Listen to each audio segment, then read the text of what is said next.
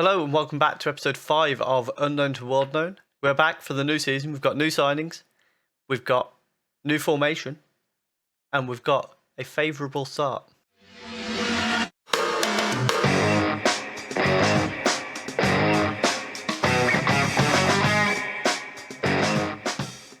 So just before we get into today's episode, just want to say if you are looking forward to Season 2 of Unknown to World Known, please do leave a subscribe down below. We're of course back in Sweden like we were at the start of last season, but this time around we didn't get relegated straight after taking the job. Our first signing of the season was Kret, who's come in as an option down the right flank, but as it turned out, he wasn't a very good signing. We then had Sibelius, and again, came in as a centre-back.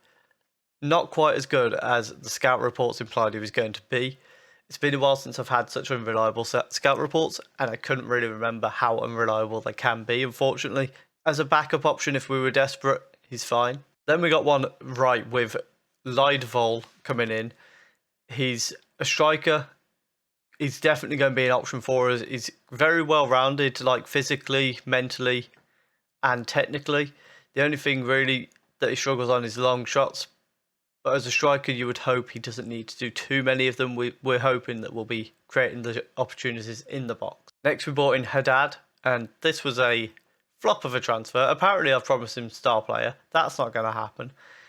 He can play centre-back or anywhere on the wings, but he's just not really going to be starting at all for us. Then we recovered it, and we started to get some good signings in, starting with Dimitrovic, who comes in as a centre mid. He can move forward into the number 10 if we need him to, and looks very well rounded going forward. He can do the job. He can do the job as the holding midfielder if we need him to.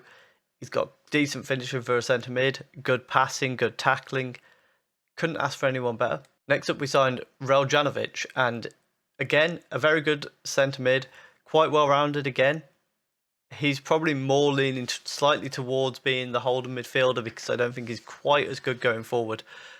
But despite that, he's still a very good signing. We've brought him in as a breakthrough prospect, and he's already one of the best centre mids we have. Our next signing was a centre back in Widfalk, 6'3", very physically imposing, got good heading, good marking, good tackling, and hopefully he'll come in as a part of the back three that we're changing to.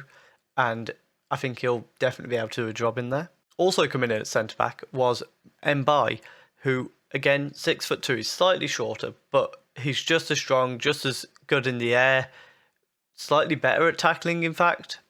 So again, comes in, he's our third best centre-back, and between those 5 guys there, Jakobsen, Froger, Mbai, Jonsson and Vidvalk will be absolutely fine, I think. Back into centre mid, we signed Belander, who's come in kind of as a rotation option. I don't think he's going to be someone that starts every week. He's going to be on the bench. But he's got some very good attributes. The only problem really is his tackling, which we are going to get him working on. If we can sort out his tackling, he's going to be phenomenal. Then we brought in Arvidsson, a striker who has looked very good so far. 9 goals in the 6 pre-season games that he's played. Probably the best finisher at the club. The only thing really lacking is his dribbling a little bit and his passing. He's not going to be getting many assists, but that's fine if he can be the one getting the goals. Then we have backup goalkeeper Oskarsson. We let 2 of the goalkeepers go, so we only have Batiki. Oskarsson comes in, 35-year-old Icelandic goalkeeper. He's fine as a backup. He's going to be absolutely fine there. Then we brought in a left winger, which is something we were kind of crying out for. We've gone with Daniel Albano Neves. The only problem with him really is his passing. It's serviceable at this level. I think he'll be fine. He's got decent pace. But the left hand side was something we were really struggling for, and he's come in basically our best left winger because Troy already doesn't play out there. So very good signing. Then we brought in Jakob Olsen, a fullback who we are training to play on the right wing. He's got decent crossing for this level, but he can come on as a defensive winger in the games we're expecting a tougher game, and I think he'll do fantastic there for us. And finally we have Axel Jidorf, a fullback or centre-back. We've sent him back on loan to Torrens, which is absolutely fine. Get him some experience, and then we can judge him based on how he does. Going into the league season, we start the season with a game against Vannersborgs, who are predicted to finish 14th. We're currently predicted to finish 8th. So it'll be interesting to see how that goes. Looks like we've got two very strong teams get relegated. So it's going to be a tough ask for us to be challenging them for the top 2. But I think we should definitely be top half. I would even say top 4. But whether we can crack that top 2 is going to be tough because they do look like they're very good teams. The lineup for the first game of the season, as you can see, we've gone with the 3-4-1-2. We've got Patiki in goal, a back 3 of Mbai, Jakobsen and Froger. Egbedi is on the right with Salifu and Traore in the middle, Matori on the left, Dimitrovic in the number 10, and then Arvidsson and Leidevold up front together. Mbai throws a ball into Egbedi to start us off with the first highlight. Salifu exchanges the ball with Arvidsson. Dimitrovic does get tackled but keeps the ball. Plays it to Traore, inside to Leidevold. Arvidsson to Egbedi. Goes for an ambitious chip and nearly finds the back of the net. We now come back with a throw-in. Shurab throws it in. Cross comes into the box. There's a header one there, but it goes over the bar. We come back to a highlight with the ball at the back with Hellborg. Anderson, I should say, plays the ball forward to Lacoso, who gets past Egbedi a little bit too easily, switches the play to Dixon on the right, ball across the box, and there's a fantastic block in there. Free kick on the edge here now. It's Hellborg who stood over it, and he hits the bar, Froger heads away, and Matori heads it away again. And towards the end of that first half, we were starting to look like we were in a bit of trouble. So we're going to have to make some changes. I don't think tactical-wise we need to make changes in terms of the formation. I think we just need to maybe go shorter passing but higher tempo. Maybe try and play a little bit wider and start to hit early crosses into the box might be able to help us.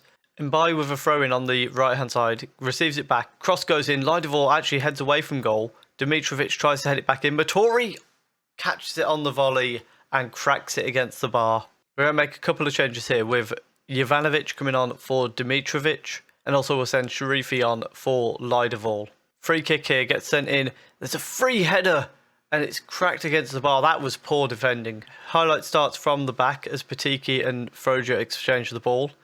Mbai, oh no, what have you done? Oh my goodness, we've got away with that one as Froger clears it away. Shurab collects it though and they start to bring it forward again. Babli on the ball here. Out to Hellborg at left back. He's slowly closed down. Arvidsson nearly won that tackle against Babli. Oh my goodness. Andonovsky has just shot from range and put it in the top corner. Absolutely nothing that could be done there because it was just a ridiculous strike.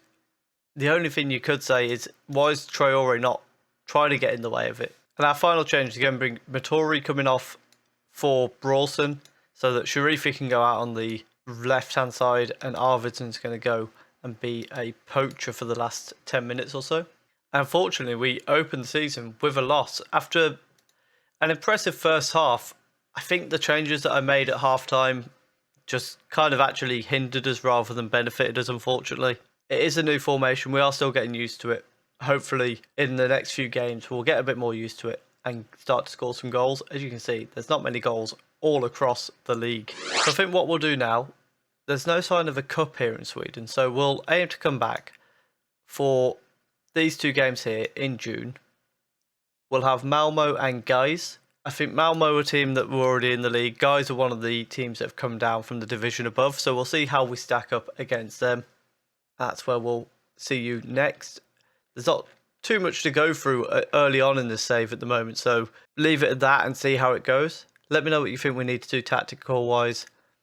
Is it something wrong with the fluid counter-attack maybe? Let me know what you think. If you have enjoyed that, please do leave a like down below. Comment your prediction of where we're going to be in the league when we come back. And subscribe if you are enjoying the content on the channel. And don't forget, tomorrow morning at 11 AM, we're going to have the draft episode with Ashman come out on the channel. Thank you very much for watching.